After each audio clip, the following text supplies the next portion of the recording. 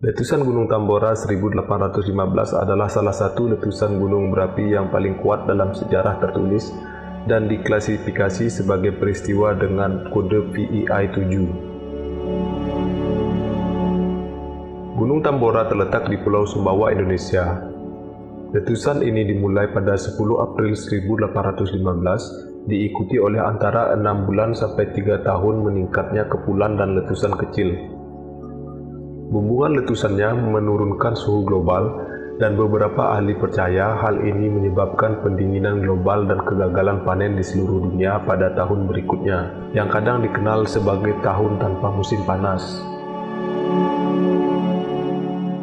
Daerah yang diperkirakan terkena abu letusan Tambora mencapai Pulau Kalimantan dan Sulawesi, dengan ketebalan hingga 1 cm.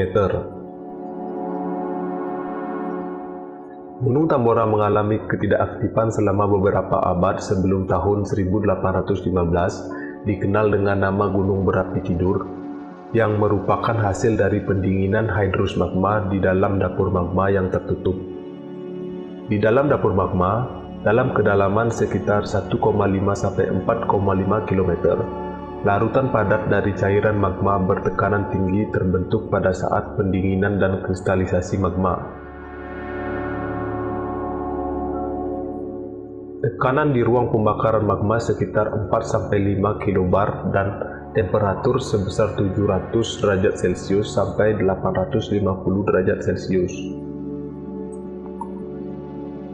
Pada tahun 1812, kaldera Gunung Tambora mulai gemuruh dan menghasilkan awan hitam.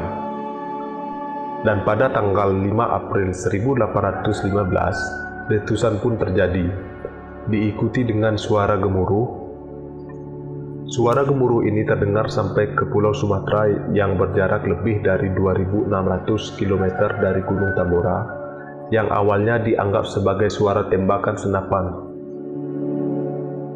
Letusan tersebut masuk dalam skala 7 pada skala Volcanic Explosivity Index, atau disingkat dengan PEI 7.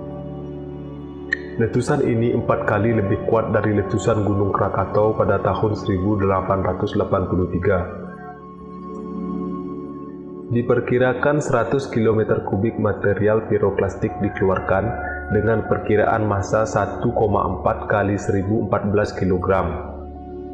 Hal ini meninggalkan kaldera dengan ukuran 6-7 km dan kedalaman 600-700 meter.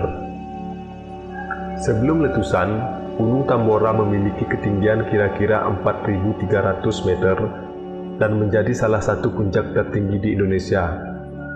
Setelah letusan, tinggi gunung ini hanya setinggi 2.851 meter. Gunung ini kehilangan setengah dari ketinggiannya. Letusan Tambora tahun 1815 adalah letusan terbesar dalam sejarah. Letusan gunung ini terdengar sejauh 2.600 km dan abunya jatuh setidaknya sejauh 1.300 km. Kegelapan terlihat sejauh 600 km dari puncak gunung selama lebih dari 2 hari. Aliran piroklastik menyebar setidaknya 20 km dari puncak. Akibat dari letusan, semua tumbuh-tumbuhan di pulau hancur. Pohon yang tumbang bercampur dengan abu. Batu apung masuk ke laut dan membentuk rakit dengan jarak lintas melebihi 5 km. Api dan gempa susulan dilaporkan terjadi pada bulan Agustus tahun 1815, 4 tahun setelah letusan.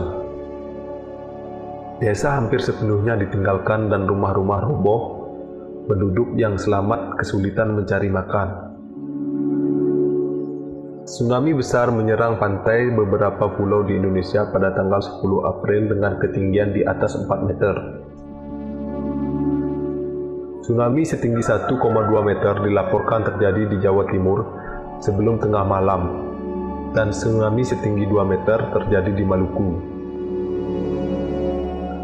Tinggi asap letusan mencapai stratosfer dengan ketinggian lebih dari 43 km.